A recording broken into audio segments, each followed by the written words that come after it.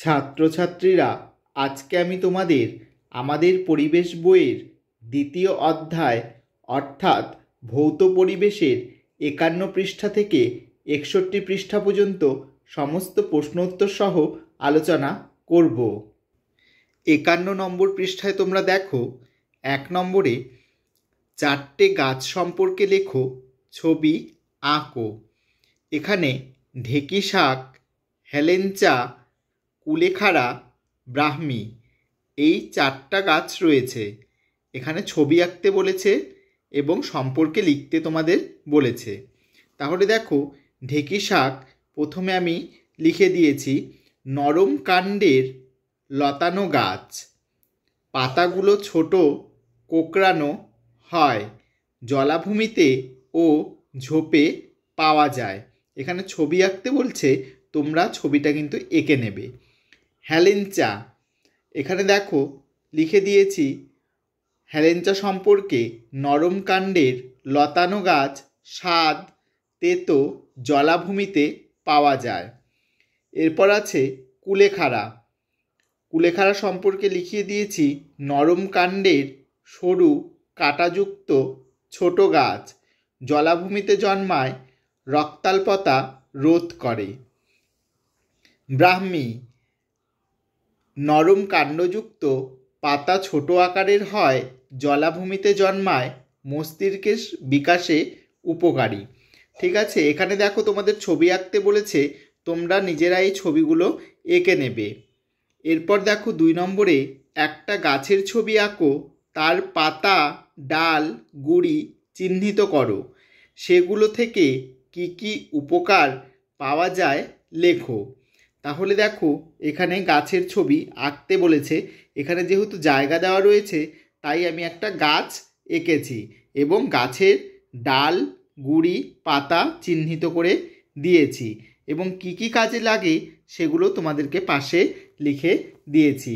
আমরা তার থেকে কি উপকার পাই, এখানে আমি লিখে দিয়েছি পাতা জ্বালানির কাজে, প্লেট, বাটি ইত্যাদি তৈরির কাজে ব্যবহৃত হয়।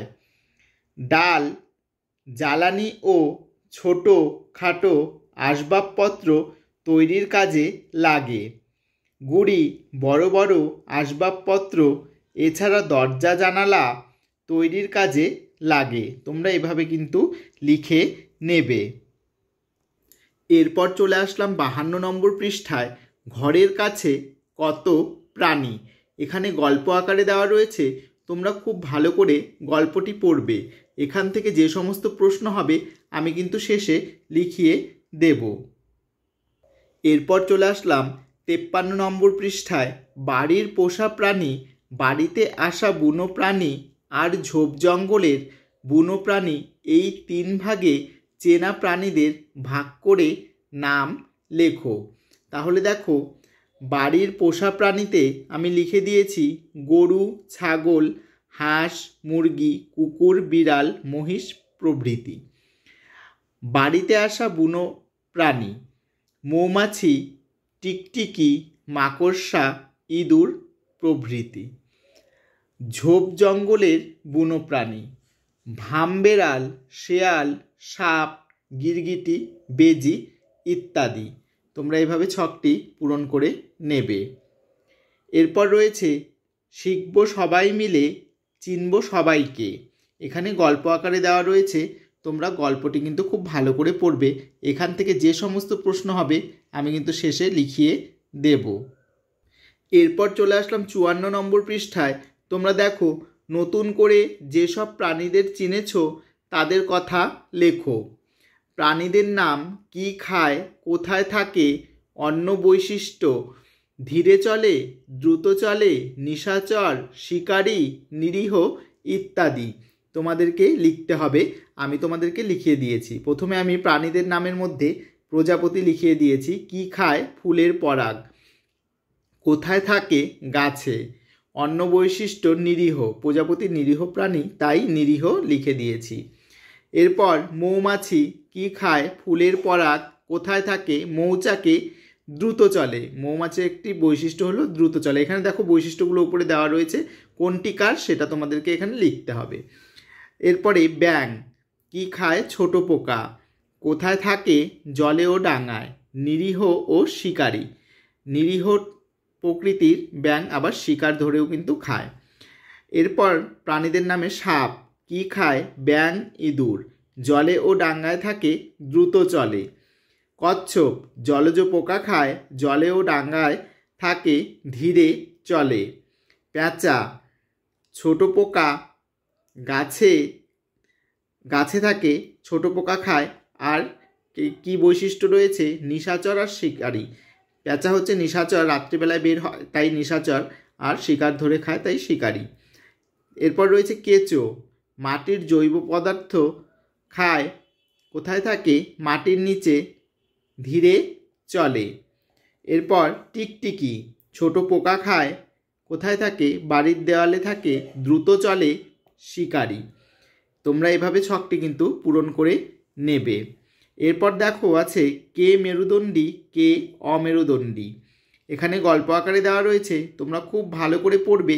আমি এখান থেকে যে সমস্ত প্রশ্ন হবে আমি কিন্তু শেষে লিখিয়ে তোমাদের দেব। এরপর চলে আসলাম 55 নম্বর পৃষ্ঠায়। এখানেও অল্প গল্প আকারে দেওয়া রয়েছে, তোমরা খুব ভালো করে পড়বে। এখান থেকে যে সমস্ত প্রশ্ন হবে আমি শেষে কিন্তু লিখিয়ে দেব। এরপর দেখো যেসব মেরুদণ্ডী আর অমেরুদণ্ডী প্রাণীদের দেখেছ তাদের বিষয়ে আলোচনা করে লেখো। এখানে মেরুদণ্ডী প্রাণীদের নাম আর এখানে অমেরুদণ্ডী প্রাণীদের নাম, দুই রকম প্রাণীর মধ্যে কি কি পার্থক্য দেখা যায়। তাহলে মেরুদণ্ডী প্রাণীদের নামের মধ্যে আমি লিখে দিয়েছি গরু, ছাগল, মাছ, কুকুর, মুরগি, সাপ, বাঘ, সিংহ, মানুষ। অমেরুদণ্ডী প্রাণীদের মধ্যে লিখে দিয়েছি কেঁচো, কেন্ন, প্রজাপতি, মৌমাছি, চিংড়ি। দুই রকম প্রাণীর মধ্যে কি কি পার্থক্য দেখা যায়? মেরুদণ্ডী প্রাণীর মেরুদণ্ড আছে, অমেরুদণ্ডী প্রাণীর মেরুদণ্ড নেই।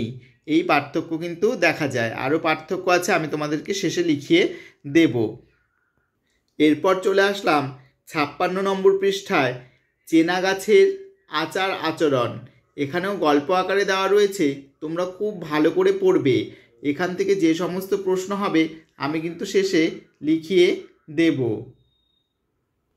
এরপর 57 নম্বর পৃষ্ঠায় তোমরা দেখো আর কোন গাছ এমন বিশেষ আচরণ করে যে যা দেখেছ সেগুলো নিয়ে আলোচনা করো, তারপর লেখো।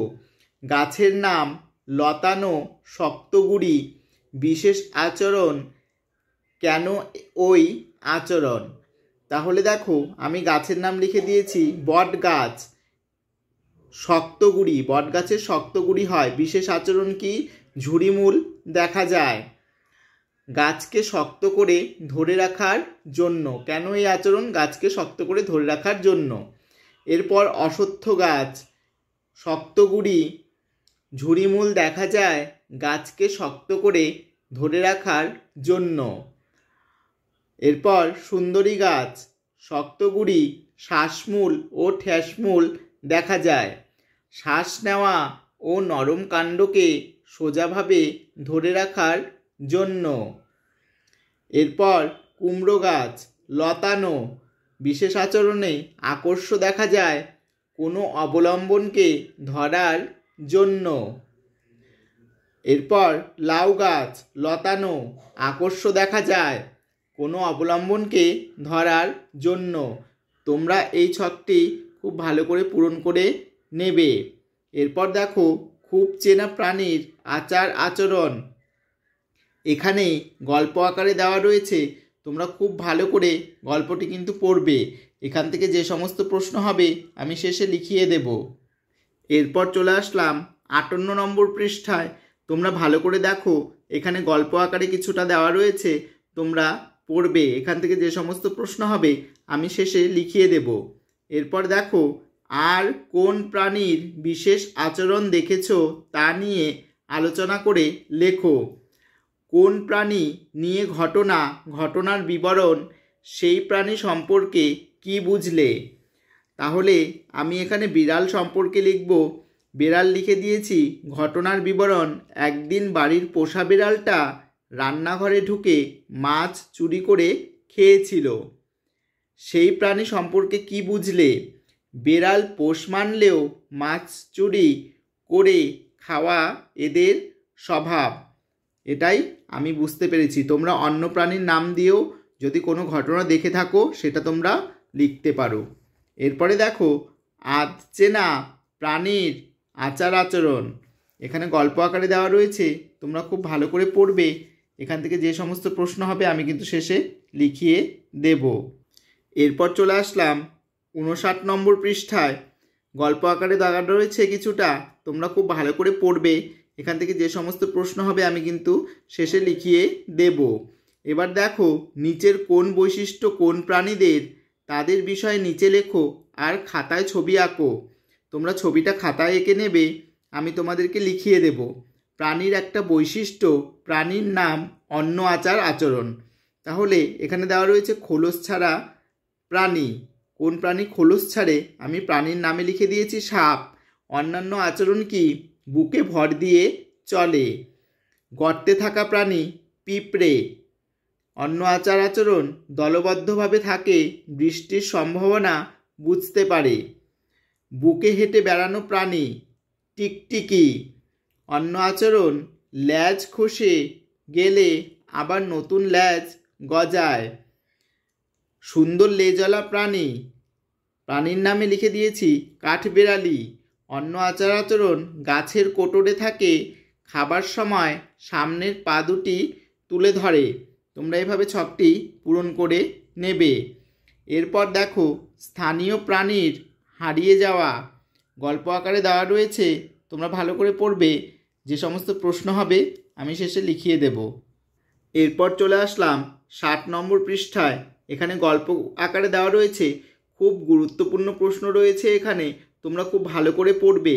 এখান থেকে যে সমস্ত প্রশ্ন হবে আমি তো শেষে লিখিয়ে দেবই। এরপর দেখো গত 50 বছরে তোমার কাছাকাছি অঞ্চলের পরিবেশে বিভিন্ন পরিবর্তন বিষয়ে খোঁজ নিয়ে আলোচনা করে লেখো। স্থানীয় বিষয় 50 বছরে কতটা, খুব, সামান্য, বেড়েছে বা কমেছে, তাতে স্থানীয় জীবদের কী সুবিধা অসুবিধা হয়েছে আমি তোমাদেরকে লিখিয়ে দিব। দেখো স্থানীয় বিষয় জনসংখ্যা খুব বেড়েছে, কি সমস্যা হয়েছে বা সুবিধা হয়েছে, থাকার জায়গা কমে গেছে, এটা একটা অসুবিধা। সুবিধাও লিখতে পারো, অসুবিধাও লিখতে পারো। তারপর প্রাণী, পোষা প্রাণীর সংখ্যা বেড়েছে, বন্য প্রাণীর সংখ্যা কমেছে, জীববৈচিত্র্য নষ্ট হয়েছে। এরপর উদ্ভিদ, জলাশয়, কৃষিজমি খুব কমেছে, প্রাণীদের বাসস্থান কমেছে, ফলন কম হওয়ায় দাম বেড়েছে। এরপর রাস্তা খুব বেড়েছে, মানুষের যাতায়াত সুবিধা হয়েছে, পশুদের বিচরণভূমি কমে গেছে। এরপর বিদ্যুতের খুঁটি খুব বেড়েছে, মানুষের সুবিধা হয়েছে, পাখিদের উঠতে অসুবিধা হয়েছে। এরপর কারখানা সামান্য বেড়েছে, কর্মসংস্থান হয়েছে, দূষণ কমেছে। যানবাহন খুব বেড়েছে, মানুষের যাতায়াত সুবিধা হয়েছে, বায়ু দূষণ বেড়েছে। রাসায়নিক সার ব্যবহার খুব বেড়েছে, ফলন বেড়েছে, কিন্তু শারীরিক অসুস্থতা বৃদ্ধি পেয়েছে। কীটনাশক খুব বেড়েছে, ফসল উৎপাদন বেড়েছে, মাটি দূষণ হচ্ছে। অন্যান্য বিষয় সামান্য বেড়েছে, জীববৈচিত্র্য বিঘ্নিত হচ্ছে, সভ্যতার উন্নতি হয়েছে। তোমরা এভাবে এই ছকটি কিন্তু খুব ভালো করে পূরণ করে নেবে। এরপর চলে আসলাম 61 নম্বর পৃষ্ঠায়। জীববৈচিত্র্য বিষয়ে এঁকে আর লিখে তোমার পছন্দ মতো একটা পোস্টার তৈরি করো। এখানে দেখো তোমাদের জায়গা দেওয়া রয়েছে, এখানে তোমাদের একটা পোস্টার তৈরি করতে হবে। এটা তোমরা নিজেরা করে নেবে। 51 পৃষ্ঠা থেকে 60 পৃষ্ঠার মধ্যে যে সমস্ত প্রশ্ন উত্তরগুলো হবে আমি তোমাদের এখন সেটা লিখিয়ে দেব। 1 নম্বর প্রশ্নটি তোমরা দেখো, ভেষজ উদ্ভিদ কাকে বলে, উদাহরণ দাও। উত্তর হবে যে সমস্ত উদ্ভিদে কোনো না কোনো অংশে রোগ নিরাময়কারী ঔষধি গুণ থাকে তাদের ভেষজ উদ্ভিদ বলে? যেমন নিম, তুলসী। 2 নম্বর প্রশ্নটি তোমরা দেখো, কোন ভেষজ উদ্ভিদ রক্তাল্পতা রোধ করে? উত্তর হবে কুলেখাড়া। 3 নম্বর প্রশ্নটি তোমরা দেখো, কোন ভেষজ উদ্ভিদ মস্তিষ্কের বিকাশ ঘটায়? উত্তর হবে ব্রাহ্মী। 4 নম্বর প্রশ্নটি তোমরা দেখো, গাছের পাতা, ডাল ও গুঁড়ি কোন কোন কাজে ব্যবহৃত হয়? উত্তর হবে গাছের পাতা দিয়ে বাটি, প্লেট তৈরি হয়, জ্বালানি কাজে ব্যবহৃত হয়। গাছের ডাল দিয়ে ছোটোখাটো আসবাবপত্র ও জ্বালানির কাজে লাগে। গাছের গুঁড়ি বড় বড় আসবাবপত্র, ঘরের খুঁটি ইত্যাদি কাজে লাগে। 5 নম্বর প্রশ্নটি তোমরা দেখো, ভামবেড়ালের অপর নাম কি? উত্তর হবে গন্ধগোকুল। 6 নম্বর প্রশ্নটি তোমরা দেখো, ভামবেড়াল বা গন্ধগোকুল দেখতে কেমন? উত্তর হবে ভামবেড়াল মাপে হুলো বেড়ালের মতো, রং কালো হয়, মুখটা কুকুরের মতো সরু আর লেজটা লম্বা ও লোমশ। 6 নম্বর প্রশ্নটি তোমরা দেখো, কয়েকটি বন্যপ্রাণীর নাম লেখো। উত্তর হবে পিঁপড়ে, ভামবেড়াল, মশা, গিরগিটি, মাকড়সা ইত্যাদি। 7 নম্বর প্রশ্নটি তোমরা দেখো, বাড়িতে পোষা প্রাণীদের নাম লেখো। উত্তর হবে গরু, ছাগল, কুকুর, বিড়াল, ভেড়া, মহিষ ইত্যাদি। 8 নম্বর প্রশ্নটি তোমরা দেখো, বাড়িতে আসা কয়েকটি বুনো প্রাণীর নাম লেখো। উত্তর হবে ইঁদুর, টিকটিকি, আরশোলা, মশা ইত্যাদি। 9 নম্বর প্রশ্নটি তোমরা দেখো, ঝোপঝাড়ে জঙ্গলে থাকা কয়েকটি বুনো প্রাণীর নাম লেখো। উত্তর হবে গিরগিটি, মাকড়সা। 10 নম্বর প্রশ্নটি তোমরা দেখো, কোন প্রাণীর পা গুনে শেষ করা যাবে না? উত্তর হবে কেন্ন। 11 নম্বর প্রশ্নটি তোমরা দেখো, কোন প্রাণীর পা নেই? উত্তর হবে ব্যাঙ। তোমরা দুটো বানানের মধ্যে একটা লিখতে পারো, দুটোই ঠিক হবে। 12 নম্বর প্রশ্নটি তোমরা দেখো, সাপের গা ভর্তি কি থাকে? উত্তর হবে আঁশ। 13 নম্বর প্রশ্নটি তোমরা দেখো, শুঁয়োপোকার গা ভর্তি কি থাকে? শুঁয়োপোকার গা ভর্তি কি থাকে? উত্তর হবে শুঁয়ো। 14 নম্বর প্রশ্নে তোমরা দেখো, শুঁয়োপোকা পরে কিসে পরিণত হয়? উত্তর হবে প্রজাপতি। 15 নম্বর প্রশ্নে তোমরা দেখো, কোন প্রাণী গায়ে লাগলে খুব চুলকানি হয়? উত্তর হবে শুঁয়োপোকা। 16 নম্বর প্রশ্নটি তোমরা দেখো, সপুষ্পক উদ্ভিদ কাকে বলে? উদাহরণ দাও। উত্তর হবে যে সমস্ত উদ্ভিদের ফুল ও ফল হয় তাদের সপুষ্পক উদ্ভিদ বলে, যেমন লাউ, কুমড়ো। 17 নম্বর প্রশ্নটি তোমরা দেখো, অপুষ্পক উদ্ভিদ কাকে বলে? উদাহরণ দাও। উত্তর হবে যে সমস্ত উদ্ভিদের ফুল ও ফল হয় না তাদের অপুষ্পক উদ্ভিদ বলে। 18 নম্বর প্রশ্নে তোমরা দেখো, মেরুদণ্ডী প্রাণী কাকে বলে? উদাহরণ দাও। উত্তর হবে যেসব প্রাণীদের মেরুদণ্ড বা শিরদাঁড়া থাকে তাদের মেরুদণ্ডী প্রাণী বলে, যেমন মানুষ, কুকুর, মাছ। 19 নম্বর প্রশ্নে তোমরা দেখো, অমেরুদণ্ডী প্রাণী কাকে বলে? উদাহরণ দাও। উত্তর হবে যেসব প্রাণীদের মেরুদণ্ড বা শিরদাঁড়া থাকে না তাদের অমেরুদণ্ডী প্রাণী বলে, যেমন কেঁচো, মশা, প্রজাপতি। 20 নম্বর প্রশ্নে তোমরা দেখো, নিশাচর প্রাণী কাকে বলে? উদাহরণ দাও।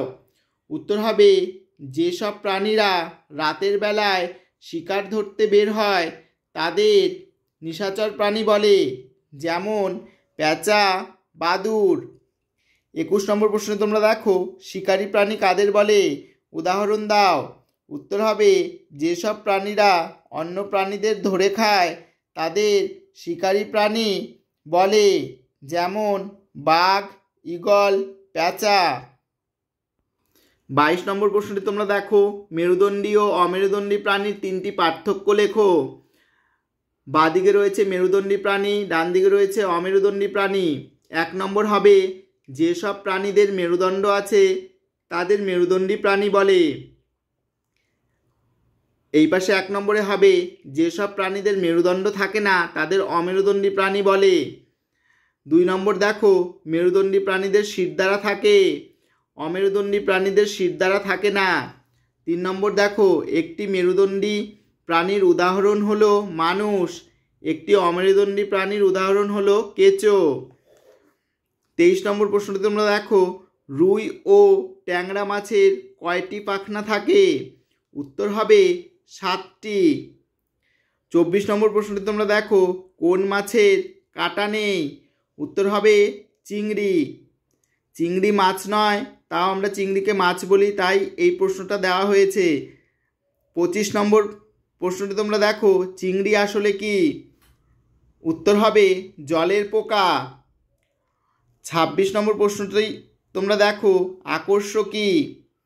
যে সমস্ত লতানো গাছগুলো তাদের অবলম্বনের জন্য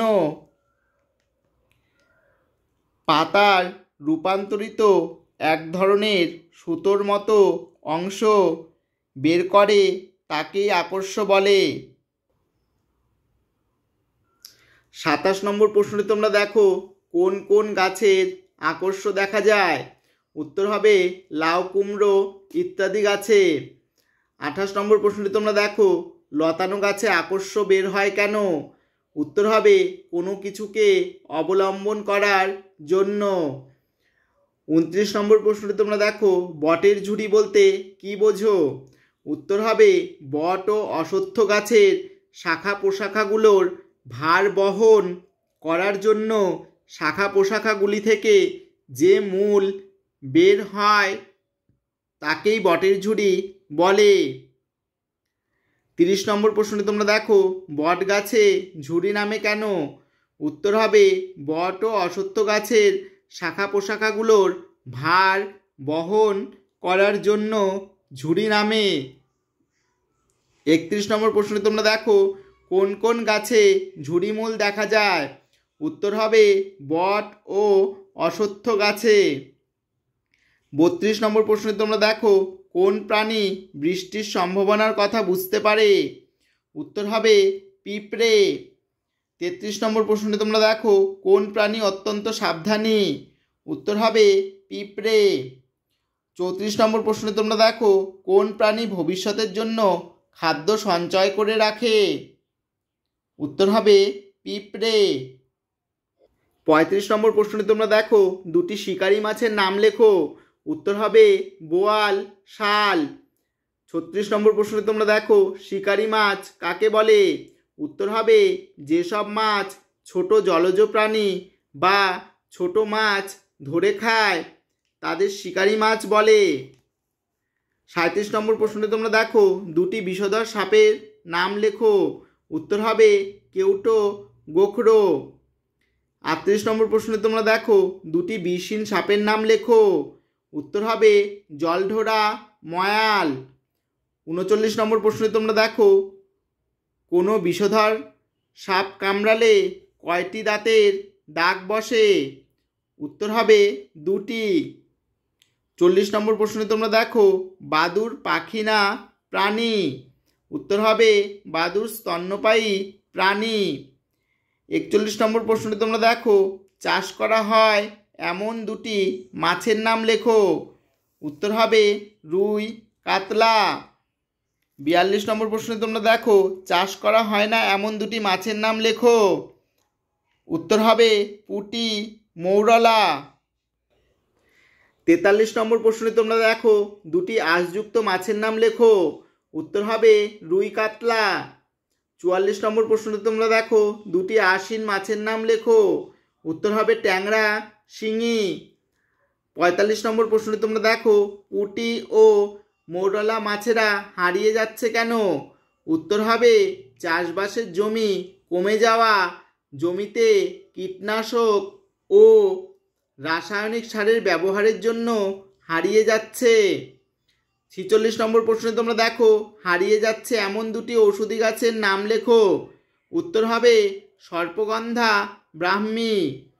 47 নম্বর প্রশ্নে তোমরা দেখো কোন জন্তু মাংস খেয়ে পরিবেশকে দুর্গন্ধ ও দূষণের হাত থেকে রক্ষা করে? উত্তর হবে শকুন। 48 নম্বর প্রশ্নটি তোমরা দেখো, শকুন বিলুপ্ত হয়ে যাচ্ছে কেন? উত্তর হবে গরুদের ব্যথা কমানোর ওষুধ দেওয়া হয়, সেই ওষুধে বিষ থাকে। শকুন সেই গরু মারা গেলে তার মাংস খায়, ফলে শকুনও মরে যাচ্ছে। 49 নম্বর প্রশ্নে তোমরা দেখো, সর্পগন্ধা গাছ থেকে কোন রোগের কি ওষুধ তৈরি হয়? উত্তর হবে উচ্চ রক্তচাপ রোগের ওষুধ রেসারপিন তৈরি হয়। 50 নম্বর প্রশ্নে তোমরা দেখো, মেহেন্দি গাছ থেকে কোন রোগের ওষুধ তৈরি হয়? উত্তর হবে চর্মরোগের ওষুধ তৈরি হয়। 50 নম্বর প্রশ্নে তোমরা দেখো, সিংকোনা গাছ থেকে কোন রোগের কি ওষুধ তৈরি হয়? উত্তর হবে ম্যালেরিয়া রোগের ওষুধ কুইনাইন তৈরি হয়। 51 নম্বর প্রশ্নে তোমরা দেখো, মুক্তঝুরি গাছের উপকারিতা লেখো। উত্তর হবে ক্ষতস্থান নিরাময় হয়, পুড়ে যাওয়া ক্ষতস্থান নিরাময় হয়, বাতের ব্যথা কমে যায় ইত্যাদি। 52 নম্বর প্রশ্নে তোমরা দেখো, জীববৈচিত্র্য কাকে বলে? উত্তর হবে আমাদের চারপাশে আমরা যে উদ্ভিদ আর প্রাণীদের দেখতে পাই তাদের জীববৈচিত্র্য বলে। 53 নম্বর প্রশ্নে তোমরা দেখো, জীববৈচিত্র্য কী কী কারণে হ্রাস পাচ্ছে বা কমে যাচ্ছে? উত্তর হবে নির্বিচারে গাছ কাটা, বনাঞ্চল ধ্বংস, রাসায়নিক সারের ব্যবহার, প্রাকৃতিক দুর্যোগ ও আইনি ব্যবস্থার অবনতির কারণে জীববৈচিত্র্য হ্রাস পাচ্ছে। এখানেই প্রশ্নগুলো তোমাদের শেষ হলো। এই অধ্যায়ে 4টি পার্ট রয়েছে, এটি সবার শেষ পার্ট। তোমরা খুব ভালো করে পড়বে, এখান থেকে কিন্তু পরীক্ষায় প্রশ্ন আসবে। ভিডিওটি যদি তোমাদের সকলের ভালো লেগে থাকে তাহলে আমার চ্যানেলে যারা নতুন রয়েছে তারা অবশ্যই চ্যানেলটিকে সাবস্ক্রাইব করে দেবে, আর যারা প্রথম থেকেই রয়েছে তারা লাইক কমেন্ট শেয়ার করতে ভুলো না। পরবর্তী অধ্যায়ের প্রশ্ন উত্তর নিয়ে তোমাদের সামনে আমি আবার হাজির হব।